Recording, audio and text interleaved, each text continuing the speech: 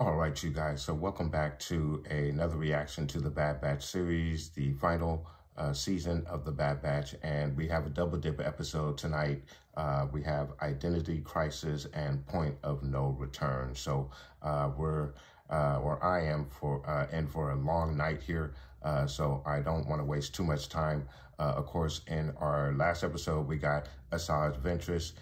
Not sure if it was a one-off cameo for Asajj, but we did get to see her again. It was lovely to see her again. We got to see her in action a little bit against the Bad Batch, which was really, really cool. We got to see her test Omega, not necessarily train Omega, but she tested Omega to kind of see what her M count was. We actually had a battle with the sea creature as well, which was really cool. And the one thing that I took away from that battle with the sea creature is the fact that Asajj brought that creature up, kind of still showing that she has a little bit of the dark side in her, but she's trying to change. I think that's was one of the main points of that episode, to kind of reintroduce us to this version of Asajj, especially if you haven't read the Dark Disciple book, where you kind of see the beginning of that transformation, where she basically gives up her life to save Quinlan Vos, and takes the brunt of a lightning strike from Count Dooku, and apparently dies. But now that we see her here in this part of the timeline, lets us know that she may have survived that attack. The showrunners of the series have let us know that they will explain her resurrection in a different form. So we'll have to wait for that explanation on how she returned. But it was really cool to see the character again and see her back in action, and going back to her encounter with the creature. Instead of killing the creature off, just taking her rage out on the creature and killing it, she was able to tame the creature, calm the creature, and allow the creature to go away. I think that whole battle there was a representation of the change in Ventress, to let those who haven't had an opportunity to experience that change in Dark Disciple got an opportunity to see that change in her here in this particular episode. So I think that was one of the main focal points of that particular episode. And I know a lot of people were a little disappointed in that episode, because they don't feel like Asajj did all that much besides testing Omega supposedly. And then at the end of the episode, she kind of, perhaps she lied to protect Omega, but she told her that she didn't think that she had a high M count.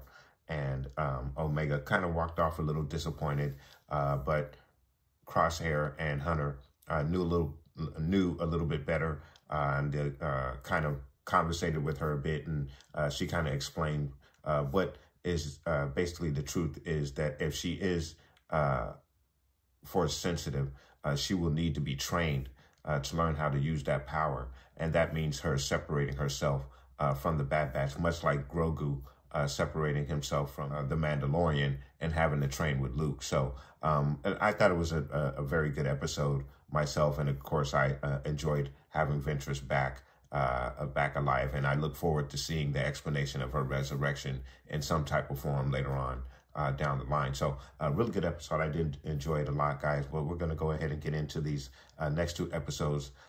So like I said, we got a long night ahead of us. And then, of course, I also do reactions to X-Men 97, and that new episode is also coming out this evening, and I'll have to get a reaction up to that.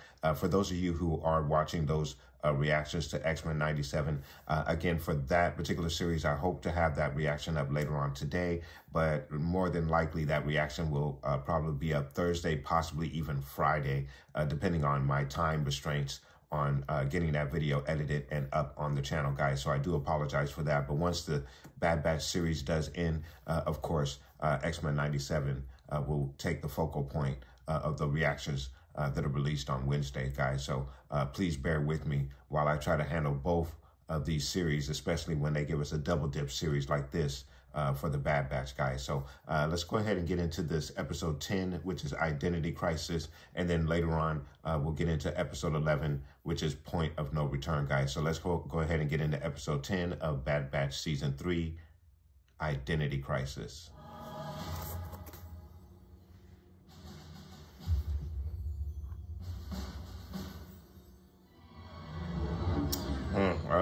Where is this?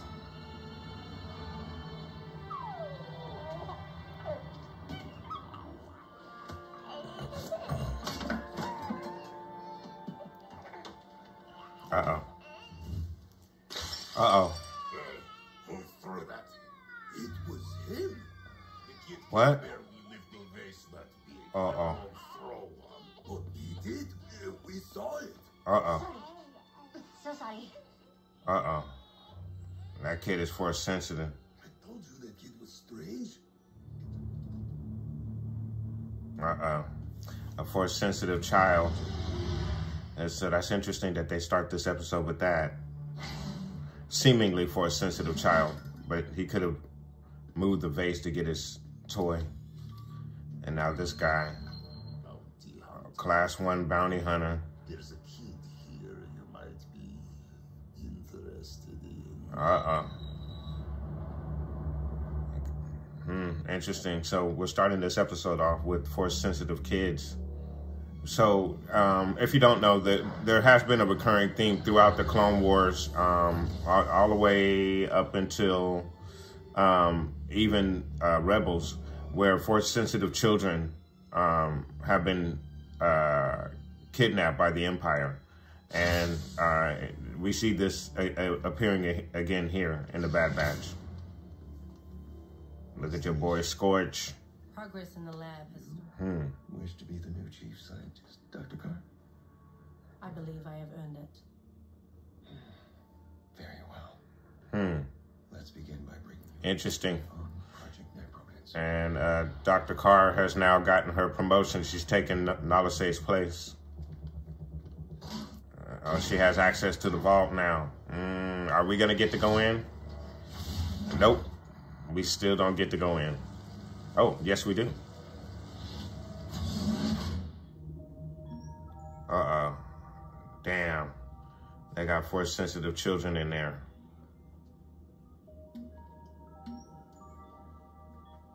These particular three were selected because of their high M count. As you know, M count cannot be directly replicated from the source. However, Nala Se knew of another way, which is why she aided in Omega's escape. The young clone's blood is the only binder that's proven to be compatible with their DNA to recreate their M count levels. And why Omega must be found. They are scientific assets. Nothing more. Of course. Don't get close to him.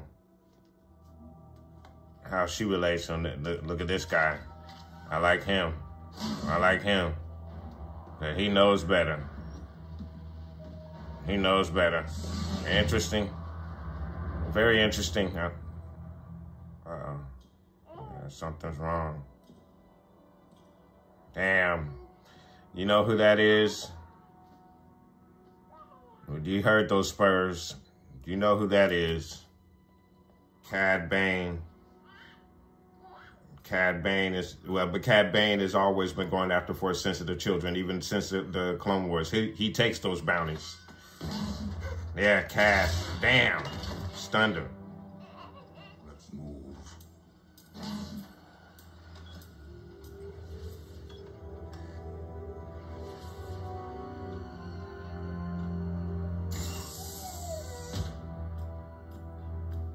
Man. Is he gonna make a break for it right now? Yep. Damn.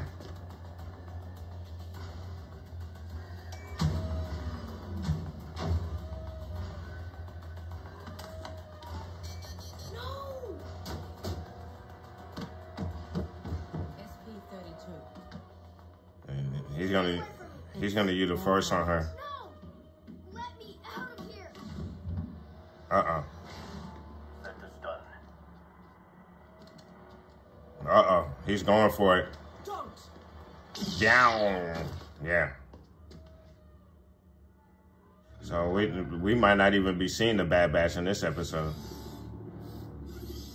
Say, I have questions regarding your work on Project Necromancer. You have taken my place, then. I have. Which means you've been to the vault and seen the specimens. They're children, like I was.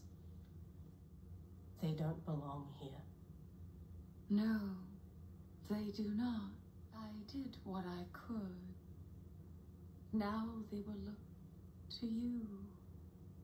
What will you do, Emery? There is nothing I can do. I don't have that kind of power. Don't you?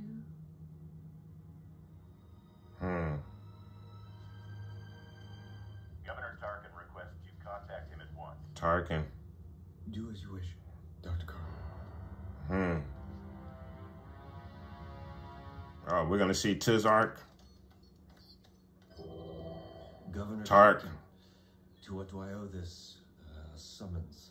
Questions have been raised regarding the financial impact your Oh. facility is having upon Imperial resources. And now, additional funds have been diverted at your request. This project fails to yield proper results. It won't bode well for your operation. Or for you, Doctor. Alright. Require an update.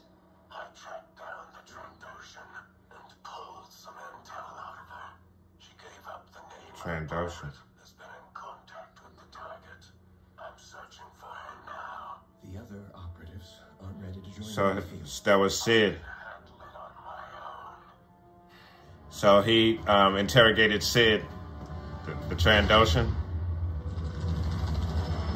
So now he's after Wanda Sykes' character. I can't think of the character's name right now.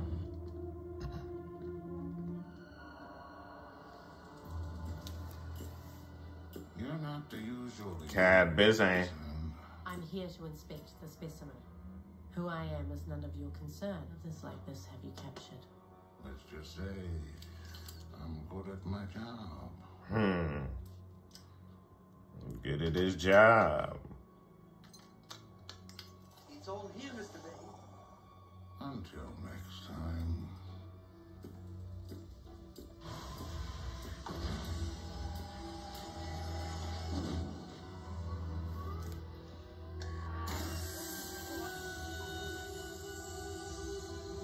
Is everything all right, SP-54? Eva. You lied. Yeah. You said Jax wouldn't be in trouble. He just wanted to go home. We all want to go home.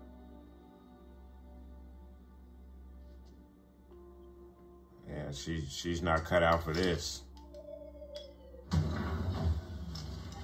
She's not cut out for this. Omega's doll. She missed her sister.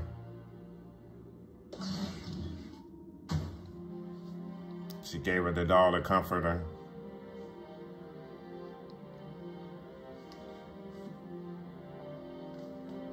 That's cool.